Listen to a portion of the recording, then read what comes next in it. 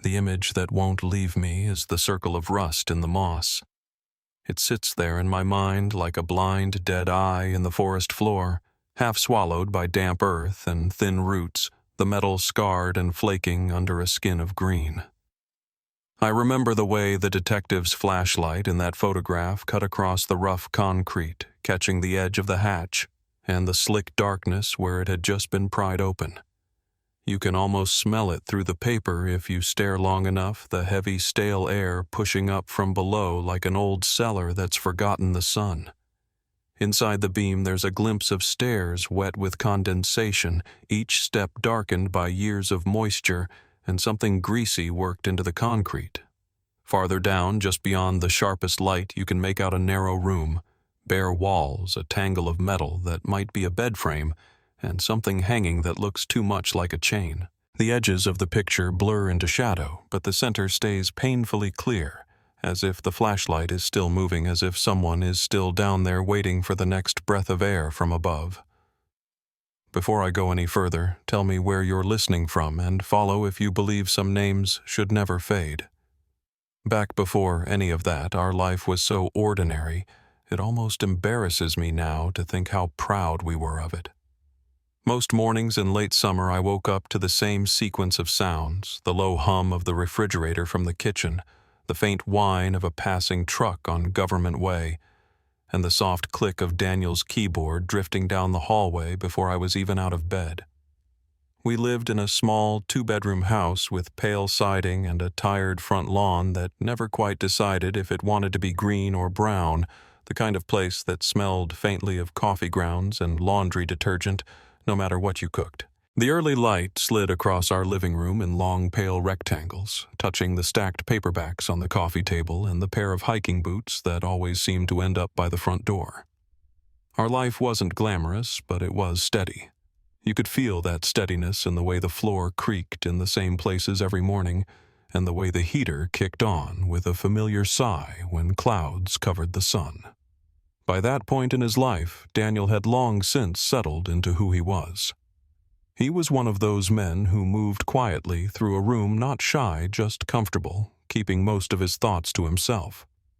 At work, he lived in spreadsheets and server logs, spending his days in a windowless office that smelled like old carpet and printer toner, the soft buzz of fluorescent lights overhead. At home, his shoulders loosened and he turned into the version of himself I loved best. Bare feet on the kitchen tile, glasses pushed up on his nose, stirring something in a pot, while the radio murmured weather reports and country songs in the background. He liked routines, the same black coffee in the morning, the same Tuesday grocery run, the same stack of trail maps folded with almost obsessive care in the basket by the back door. But where he really came alive was when he was planning his time in the mountains. You could hear it in the slight lift of his voice and see it in the way his fingers traced a ridgeline on a topo map, as if he could already feel the wind up there. Hiking for Daniel wasn't about conquering anything. It was about slipping out of the noise and letting his brain breathe for a while. He'd grown up camping with his father along Idaho rivers, falling asleep to the soft rush of water and the sharp crackle of firewood, and that rhythm had never left him. By the time I met him, he already had a small library of dog-eared notebooks, each one filled with dates and route notes. Snow line here. Good water. Watch for loose rock, written in his neat, slightly slanted handwriting. When he talked about the Cascades, his eyes shifted in a way I can still picture a calmer focus, like he was seeing over my shoulder into some remembered ridgeline where the air smelled like cold stone and pine. The Washington trips were his favorite, because as he put it, you can still feel alone out there, even on a marked trail. And when he said it, I could almost hear the hush of tall trees closing around him. Our town had its own small, reliable soundtrack that summer. In late August, the air in Coeur d'Alene held that dry warmth that makes the asphalt shimmer by late afternoon, even as the mornings came with a touch of cool that hinted at the fall to come. On my drive to the high school, the tires hummed over familiar stretches of pavement past the same gas station, with its faint smell of fuel and coffee past the same kids waiting at bus stops with backpacks slung low. By the time I parked near the staff entrance, the sky usually sat in that pale blue that goes almost white near the horizon, and the courtyard buzzed with lockers slamming and teenagers shouting half-formed jokes to each other. At night, when the windows were open, you could hear crickets in the narrow strip of yard behind our house, and the occasional boat engine out on the lake if the wind carried right. Our days ran together in a way I found comforting. School bells for me, server alerts for him, the smell of something baking on Sundays when I finally convinced him to set work aside and just be still. The trip that would change everything didn't begin as anything special. Daniel had been talking about a 3-day loop near Lake Chelan for months, ever since one of his buddies from an old hiking group told him about a section of trail that curved along a ridge and then dropped back toward the water. He liked that it was a national park area, well-marked, maintained a place he already knew in pieces from shorter hikes he'd taken over the years, but remote enough that, as he said with a quiet little smile, you can walk for an hour and only hear your own footsteps and the wind. He planned it the way he always did, notes pinned to the corkboard in our kitchen. Weather reports pulled up on his laptop while the smell of dinner drifted through the house, a packing list written in blue ink and taped to the fridge where we both could see it. He told me the dates more than once, almost as if he wanted to make sure I'd memorized them, leave Friday morning, back by Sunday evening, home in time for work and Monday's slow, sleepy coffee. I'd heard that pattern so many times that summer that the words hardly registered as anything unusual, just another piece of our ordinary rhythm. Watching him pack was like watching a familiar ritual. He spread everything out on our bed first, a careful grid of gear across the faded quilt tent stove, fuel canister coiled rope, the bright red first aid kit he'd bought after a first aid course at the community center. The bedroom smelled faintly like nylon and that clean, plasticky scent of new equipment layered over the mild citrus of the detergent I used on the sheets. He checked each item off his list with the tip of his pen, tapping the paper lightly before crossing a line through each word. Headlamp, spare batteries, map GPS trail mix, water filter. I stood in the doorway, leaning on the frame, listening to the soft rustle of fabric and the ping of metal buckles as he slid things into the backpack. He weighted on the bathroom scale like he always did, shifting its weight across his shoulders, rolling his neck once, twice, as if considering how it would feel 5 miles into a climb. Nothing about it should have made me uneasy. It was all so familiar, right down to the small sigh he gave when he tightened the straps and said, "That's good. Not too heavy." His parents called the night before he left, their voices crackling just slightly over the phone line. Frank's voice still had that dry, wry tone that made even simple questions sound like mild teasing. "You sure you're taking enough snacks, son? Your mother says you always underestimate." Ruth asked again for the name of the trail, writing it down on a notepad by their kitchen window in Boise, where the evening light was probably slipping across their sink the same way it did every night. I could hear the clink of a spoon against a mug on their end, the faint clatter of their old wall clock ticking off seconds behind them. Daniel's answers were calm, patient. He'd run through all of this before, where he was going, how long when he'd check in once he got out of the mountains. When he handed the phone back to me, he gave me a small look that said without words that he knew they worried and that he didn't blame them. We had our own small rituals before every trip. He would text me his planned route, even though we both already had it printed and stuck to the fridge with a magnet shaped like a little red apple I'd bought at a craft fair. We'd sit on the couch with the map spread over our knees, tracing the lines with our fingers, the paper rasping softly under our touch. I always asked the same half-joking question, "You sure you don't want to drag me along this time?" And he would smile and say something about how this one was a head-clearing hike, the kind he preferred to do alone. Then he would soften it with a promise that we'd pick an easier trail together in the fall when the air smelled like wood smoke and the crowds in the national parks thinned out. That last week before he left the house felt slightly different, in a way I only recognize in hindsight, a little quieter. The silences between our sentences just a touch longer, as if we were both subconsciously listening for something we couldn't name. The night before he drove to Washington, I remember the sky. A thin haze hung high over Coeur d'Alene, not thick enough to call smoke, but just enough to turn the sunset into a muted smear of orange and dull red above the pines. We ate dinner on the couch in front of a muted baseball game, the fork tapping against his plate, the ice in my glass clicking softly whenever I shifted my hand.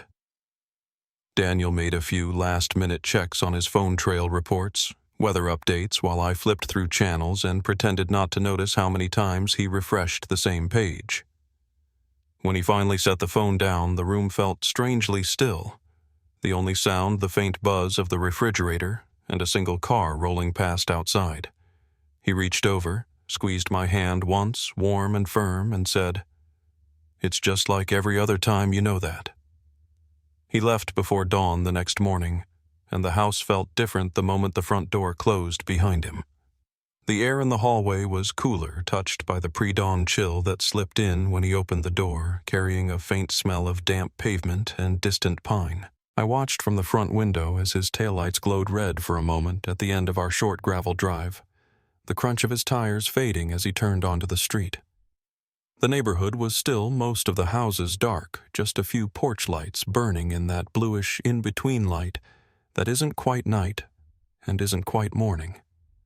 I told myself it was just another Friday, another one of his trips, and I turned off the porch light we always left on while one of us was out. An hour later, when I stood in the kitchen with my coffee, I noticed a small square of paper on the counter, the packing list, every line neatly crossed out except for one at the bottom.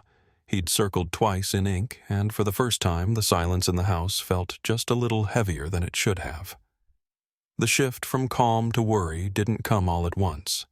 It crept in around the edges, quiet at first, like a draft slipping under a door.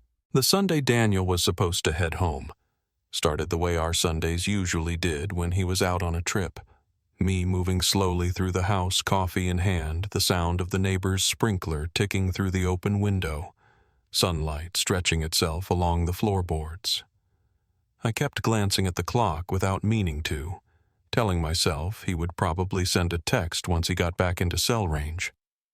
That was how it always went, a short message. 2 or 3 words off trail now, or heading home. Nothing flowery, just enough to let me breathe. But by early afternoon, the air in the house felt different, a little too still, like the quiet after a power outage. I remember standing at the sink, rinsing a plate when I realized it had been hours since I expected to hear from him. The water ran warm over my fingers, and the sun coming through the window cast a long streak of light across the counter. Everything looked normal, painfully normal. I dried my hands and checked my phone again, even though I already knew there was nothing waiting there.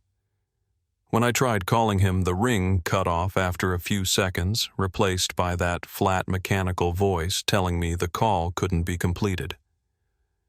Sometimes that happened in the mountains, and I told myself not to jump to conclusions. He'd mentioned once that some parts of the Cascades could swallow a signal whole. Still, something in my chest tightened, small but unmistakable. By late afternoon, that tightness had settled deeper. I walked out to the driveway, the late summer heat rising off the asphalt in faint waves, and looked down the street as if I could will his truck to appear. The wind shifted, carrying the scent of pine and hot metal from the neighbor's carport. I told myself to stop worrying, to give it more time to remember he'd always kept his word. But his absence pressed against me in a way that didn't feel like normal lateness. It felt hollow, like walking into a room expecting someone to be there and finding only the echo of your own footsteps. Around 5, I called his parents. I kept my voice steady, but I could hear the change in Ruth's breathing right away. A hitch and then a slow exhale. She asked if maybe he'd decided to stay an extra hour or 2 in the park. Frank suggested maybe road construction was holding him up. Their attempts at reassurance felt thin, stretched over something neither of them wanted to name. When we hung up, I found myself listening to the refrigerator hum as if it could drown out the unease building in my chest.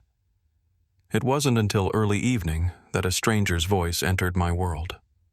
A hiker who had camped near Daniel's site managed to reach me through a number listed on the campground bulletin board. His tone was hesitant, almost apologetic, and I remember gripping the phone a little too tightly as he told me he'd seen Daniel's tent that morning intact, undisturbed, but he hadn't seen Daniel himself.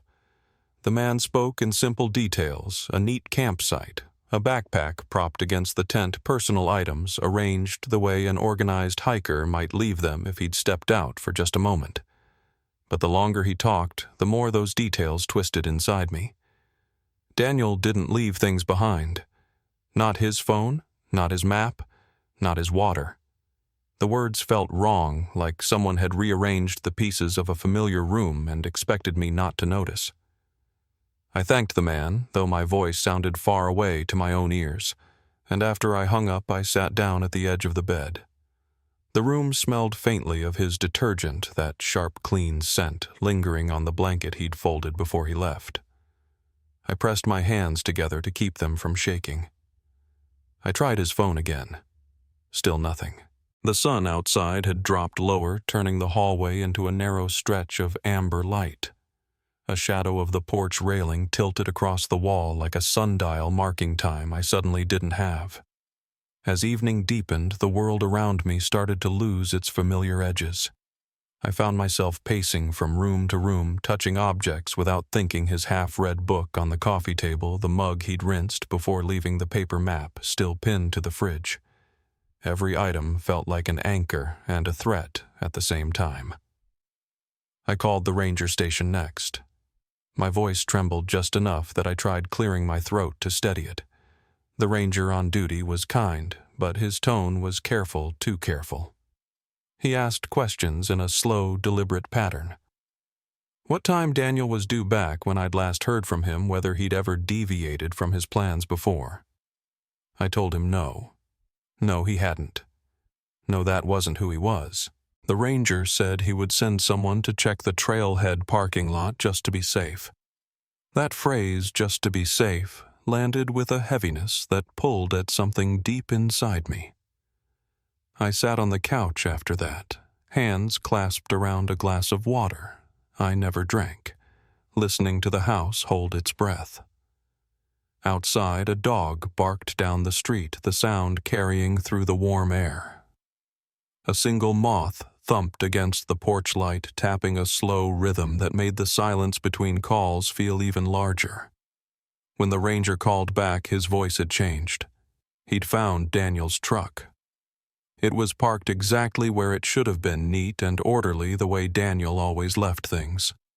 But the way the ranger paused before giving me that detail told me everything I didn't want to hear. His truck was still there untouched, hours past the time he should have been heading home. A cold weight settled into my stomach, and for a moment I couldn't speak. I stared at the darkening street outside our window, watching the last flicker of daylight slip behind the rooftops. Something had shifted. I could feel it as clearly as a change in the weather. I called his parents again this time, unable to hide the fear in my voice. I could hear Ruth trying to swallow her panic, her words breaking at the edges. Frank's voice dropped to a low, firm tone he used when he was trying to keep everyone steady, but even he couldn't disguise the urgency creeping in. They said they were getting in the car. They said they'd be here as soon as they could. I nodded, even though they couldn't see me staring at the thin line of light coming from under our front door, the hallway beyond it, slipping deeper into dusk. Minutes stretched. I tried to remember the exact angle of Daniel's smile when he'd left, the way his hand felt when he squeezed mine the night before. Instead, all I could see were the empty spaces he should have been filling, the place on the couch where he usually tossed his jacket, the indentation his shoes made on the mat by the door. It all felt too still, too expectant, like the house was waiting for something to break the quiet. At some point, I realized the street outside had gone fully dark. The porch light glowed a soft yellow across the driveway, illuminating a patch of gravel and little else. A car passed slowly at the far end of the block, its headlights sweeping over the neighbor's fence before vanishing. My phone lay beside me on the couch screen, dark silent. When the knock finally came, it was gentle, too gentle for the hour, too careful for what I already knew it meant. I stood there in the living room, my heart thudding in a slow, heavy rhythm, listening as the knock came again, followed by the soft creak of the porch boards under someone's weight. I stepped toward the window, moving slowly, almost reluctantly. Outside, parked at the curb, was a county sheriff's cruiser, its headlights off the interior lit only by the faint glow of a dashboard screen. The deputy on the porch removed his hat before I even opened the door. And in that small, solemn gesture, I felt the world tilt, the last of the daylight gone, the night settling around me, like a truth I wasn't ready to hear. The deputy stood on my porch long enough for the night air to seep around him, that cool edge of late summer brushing past his uniform and into my doorway. When he finally spoke, his voice carried a quiet formality that made the world feel suddenly smaller. He asked me to come with him to the station so they could gather details while other units headed toward the trailhead. His tone was gentle, almost apologetic, but the weight behind it made my legs feel unsteady. As I stepped outside, the smell of dry grass and warm pavement rose around me, and for a moment the whole street felt strangely hollow. Porch lights, glowing windows dark, a cricket scraping out its endless song under our hedge. The deputy opened the cruiser door for me, and that soft metallic click echoed louder than it should have. By the time he pulled away from the curb, I realized this was no longer about late texts or lost signal. This had become something larger, something that reached beyond our quiet house and into places I wasn't prepared to see. The sheriff's office was lit by a few overhead bulbs, the kind that hum faintly when the building is too still. A dispatcher sat behind a counter with a mug of coffee cupped in her hands, steam rising toward her glasses. Someone handed me a form, then another, each one asking for tiny details that felt impossibly small against the enormity of what was unfolding. Route plans, gear lists, medical history, even how Daniel walked when he was tired. Through a nearby window, I watched two cruisers pull out into the night, their red taillights glowing like slow-moving embers in the dark. A ranger arrived not long after, shaking the dust from his sleeves, the brim of his hat damp with evening moisture. He greeted the deputies with a short nod, the kind you give when you know a long night is coming. As the first briefing began, maps were spread across a table scratched by years of use. The rangers leaned over the topography, tracing routes with their fingers, murmuring about trail junctions and water sources. Their voices were low, steady, almost clinical, but I could hear something else underneath a shared tension, a subtle tightening around their words. A deputy turned a radio knob until it crackled alive, the static settling into a soft background hiss. They spoke about daylight, how many hours were left, where to position the first search team at sunrise.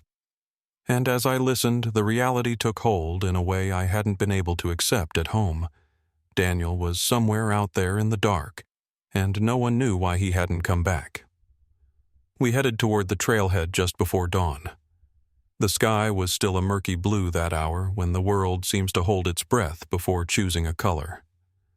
The air carried the scent of pine and wet soil, and a thin mist hovered above the parking lot, drifting around the handful of trucks already parked near the ranger vehicles. A portable generator buzzed near a folding table where volunteers signed in, its steady vibration moving up through the soles of my shoes.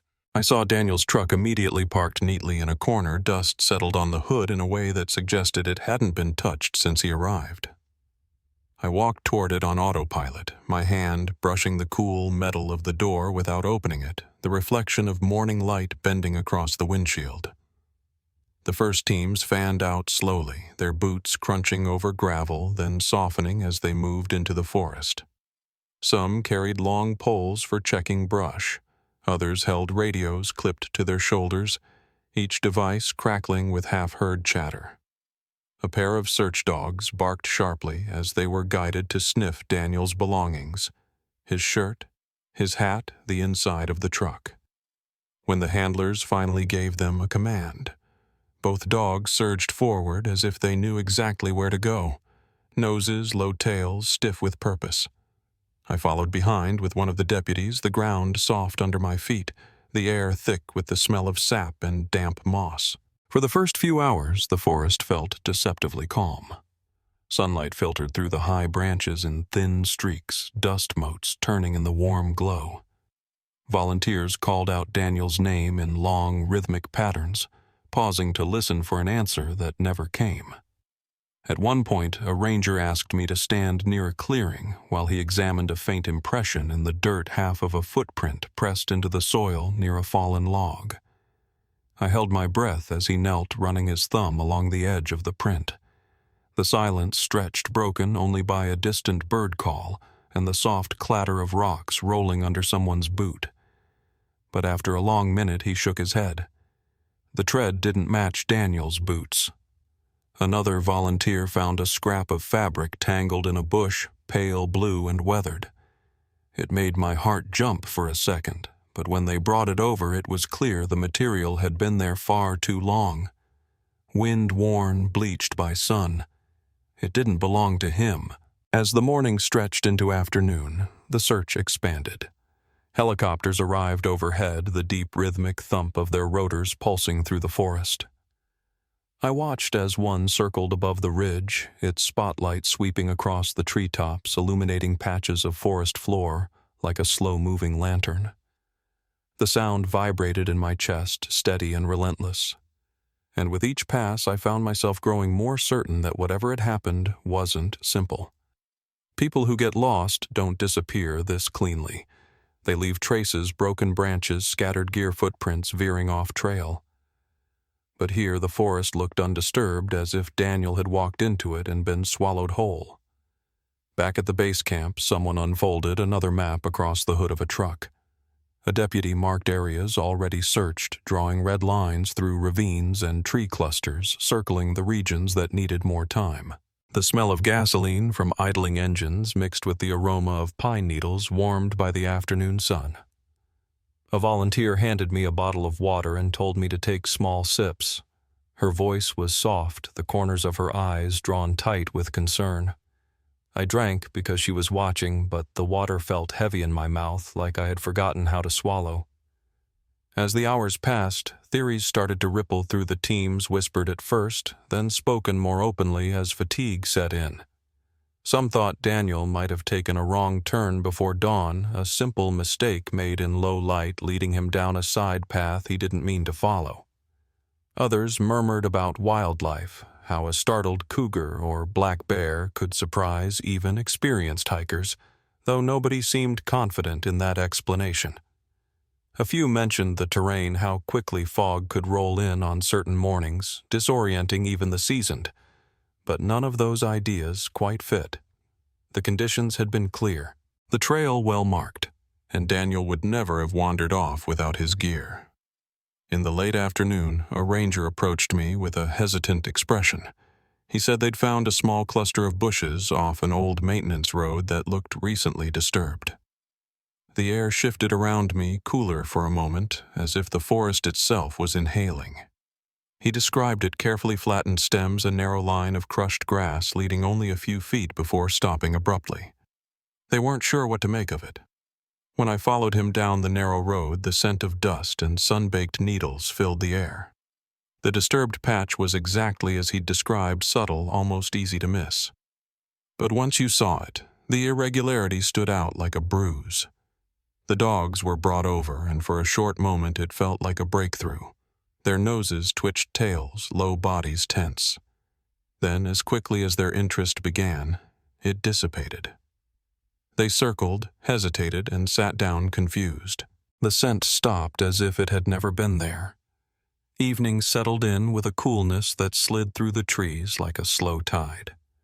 Volunteers returned in small groups, their clothes marked with dust and resin, their faces drawn from hours of searching. Radios crackled with updates that all sounded the same, sections cleared, nothing found moving on. A sense of heaviness descended over the camp, the kind that comes when hope is still present but fraying at the edges. Everyone tried to keep their voices steady, but the way people avoided meeting one another's eyes told its own story. That creeping dread, the sense that something unseen had moved through these woods, hung around us like fog. By the time the light faded completely, Lanterns were hung from truck mirrors and portable poles casting warm circles on the ground and leaving long shadows stretching toward the trees. I stood near the edge of the camp listening to the muffled conversations, the hum of a generator, the distant tap of metal as someone secured a lockbox. My skin prickled in the cooling air. A deputy walked past, giving me a small nod, the brim of his hat catching a sliver of lantern light. I could see a folded paper in his hand, a map or maybe a report, and the way he held it with both hands made my breath catch. He slowed as he approached the main group, murmured something to the lead ranger and handed over the paper. The ranger's eyes narrowed slightly as he looked down at it. He didn't say a word. He just motioned for another deputy to come closer. The three of them stepped aside. Voices low, their shadows mingling in the lamplight. Something had shifted again. I could feel it in the quiet, in the way the forest seemed to lean closer listening.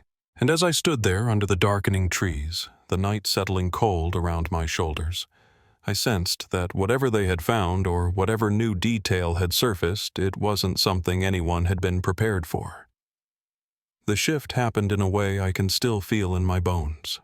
One moment the search camp was humming with its usual mixture of exhaustion and forced optimism.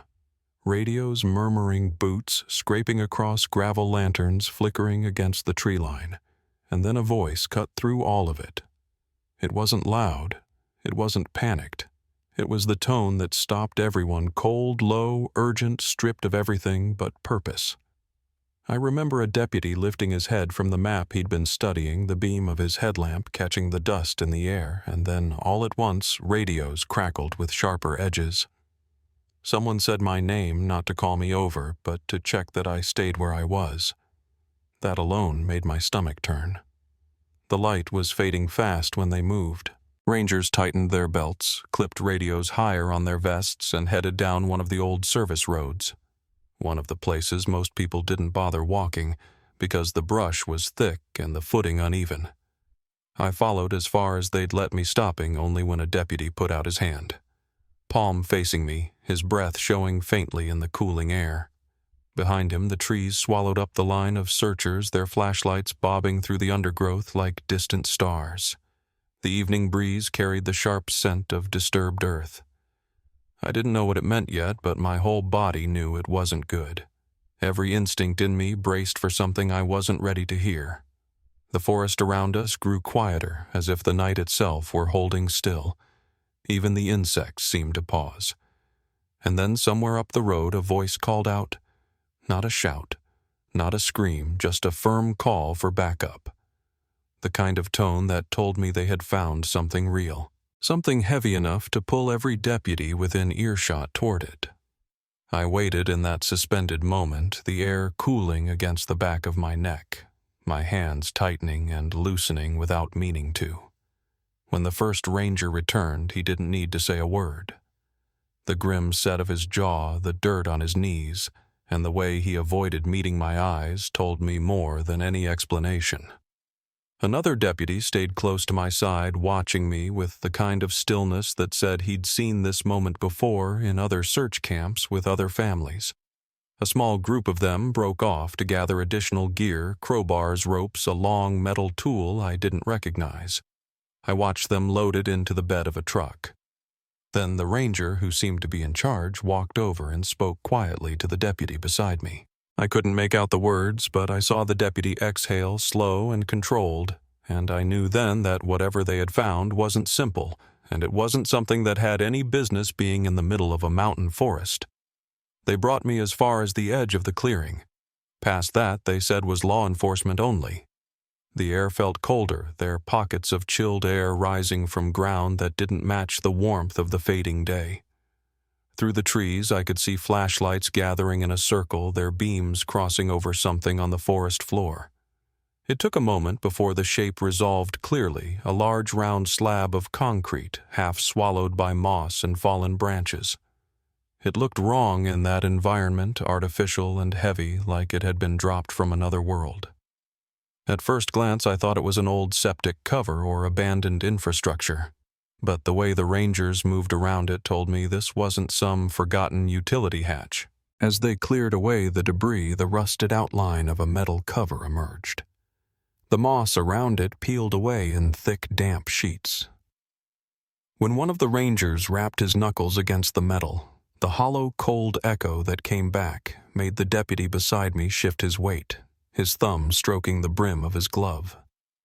They attached the crowbar under the lip of the cover, leveraging it with slow, grunting movements. Each inch it gave off the concrete sent flakes of rust drifting into the air, the particles catching the beam of a flashlight in a dull copper shimmer. When they finally pried the cover open, a burst of stale trapped air rose into the clearing. It smelled like wet stone and something older, something that hadn't seen daylight in years. The ranger closest to the opening leaned back quickly, covering his nose as the foul air released. Then cautiously, someone lowered a flashlight beam inside. The circle of light revealed a concrete shaft descending steeply, each step slick with condensation. About 5 meters down, the beam widened into a small chamber. I couldn't see all of it from where I stood, but what I could see chilled me. The deputy wouldn't let me move closer, but he didn't pull me away. He seemed to know that distance wouldn't protect me from what was coming. My pulse thudded in my ears as another ranger clipped a rope to his harness, adjusted his oxygen mask, and eased himself into the shaft. The scraping of his boots against concrete was a slow, rhythmic sound, almost measured, echoing up the tunnel. I stood there listening to every footstep, waiting for some sign, any sign. A minute passed, then another. The forest around us felt impossibly still, and then his voice came from below, ragged, choked, stunned. Person down here. Alive. Everything after that blurred. Deputies rushed forward, more ropes were lowered. Radios erupted with overlapping responses. My knees felt weak, but I stayed where I was, gripping the rough bark of a nearby tree. Flashlights pointed downward, now converging on the chamber. Their beams lit the pale outline of a figure on the concrete floor, thin, unmoving except for a faint shift of the chest. It wasn't until rescuers brought him up, strapped to a stretcher, his skin gray under the harsh beams of the flashlights, that my mind finally accepted what my eyes were seeing. It was Daniel. But not the Daniel I had last seen packing his gear. This version of my husband looked carved down to bone, his cheeks hollow, his lips cracked, his eyes half open but unfocused. Dirt clung to him in a way that said it had been there for far longer than days. The blanket they draped over him rustled softly as the rangers lifted the stretcher. A medic placed a hand on his shoulder and murmured something meant only for him. Another checked his pulse, her brow tightening in concentration. I don't remember moving toward him, but suddenly I was close enough to see the faint tremor in his fingers. Close enough to see the pattern of marks on his wrists, red raw, rubbed into the skin in a way that made it clear he had been restrained. A deputy gently placed a hand on my elbow, anchoring me, not holding me back, but steadying me, because my body had started to sway. For a moment I felt no sound in the world, not the radios, not the forest, not the shouts of instructions, just a thin ringing in my ears and the cold night air laying itself across my skin. I couldn't speak. My throat worked, but nothing came out. As the medics prepared to transport him, the rangers went back to the chamber. I heard pieces of their observations drifting through the clearing, chains embedded in concrete, a rusted bed frame, scattered cans, scratches etched into one wall in small groups, days counted one by one. Everything they described felt like a blow I wasn't ready for. Each detail another confirmation that this wasn't an accident or a wrong turn or a fall. Someone had taken him. Someone had kept him. For years. When they pulled the last ranger up from the shaft, he carried a small evidence bag in his gloved hand. Inside was a torn piece of cord and part of a metal fixture that didn't belong to any standard structure. Behind him, deputies were already marking the perimeter, photographing everything, speaking in clipped, deliberate tones. A detective arrived shortly after, coat unbuttoned and hair pushed back like he'd left another task mid-sentence. The look he gave the open hatch told me this scene was worse than anything they had expected to find. I remember the drive to the hospital trailing behind the ambulance, the red lights reflecting off the windshield, the tires humming on the dark road. I sat between two deputies in the back seat of their cruiser, my hands clasped so tightly in my lap that my knuckles ached. The night air through the cracked window smelled like cold pine and distant rain. Every few seconds I wiped tears off my face without realizing they'd formed. At the hospital entrance, staff moved quickly, guiding the stretcher through sliding glass doors illuminated by harsh white light. The antiseptic smell inside hit me instantly. A nurse with tired eyes ushered me toward a waiting area, her voice gentle but firm.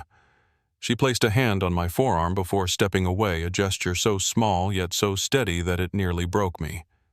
Hours later, detectives gathered in a quiet room down the hall. They spoke in low tones, their shadows stretching long across the linoleum floor. They explained what they believed had happened: the abduction, the hidden chamber, the signs of prolonged captivity. They mentioned an old maintenance structure someone had repurposed, evidence of regular access patterns of supplies brought down the shaft. I listened because I had to, because knowing the truth was the only thing keeping me upright in that moment. Each detail tightened something inside my chest, but the detectives were patient, careful, acknowledging the weight of every word.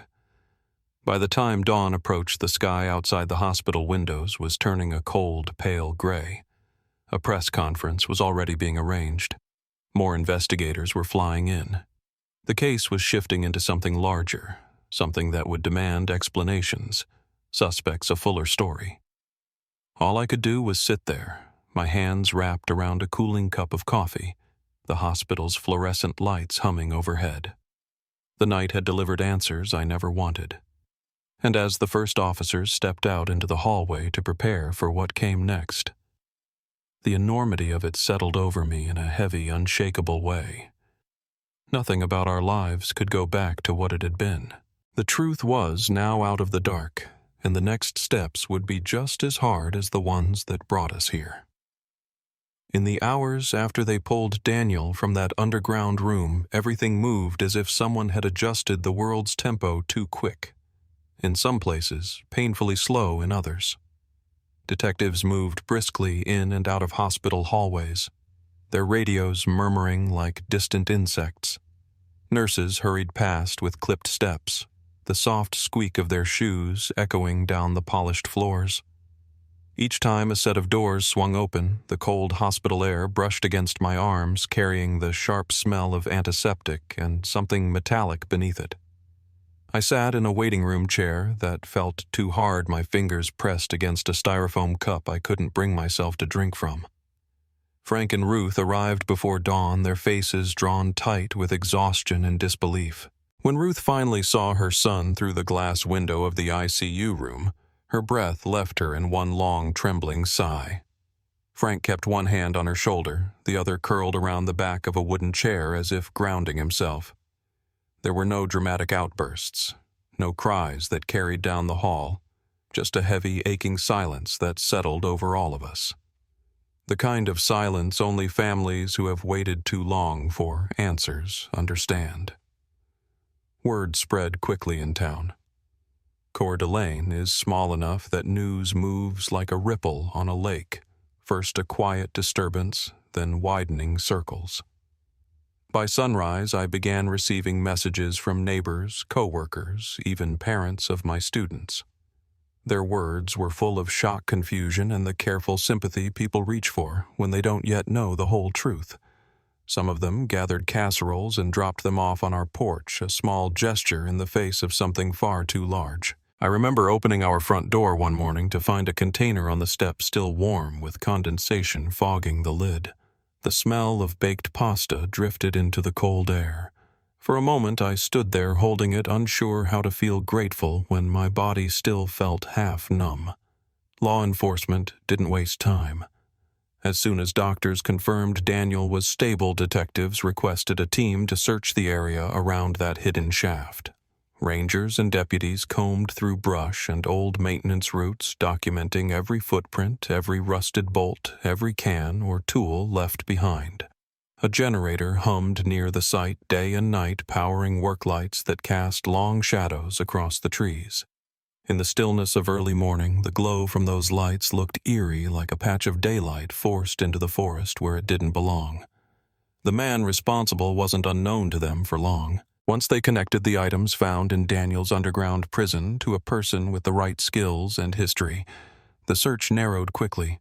They moved in at dawn, apprehending a former mechanic who had been living a few towns over. He stepped onto the porch of his trailer with a limp that matched Daniel's description, raising his hands without a struggle. There was no dramatic chase, no outburst, just a quiet surrender that made my skin crawl when I heard about it.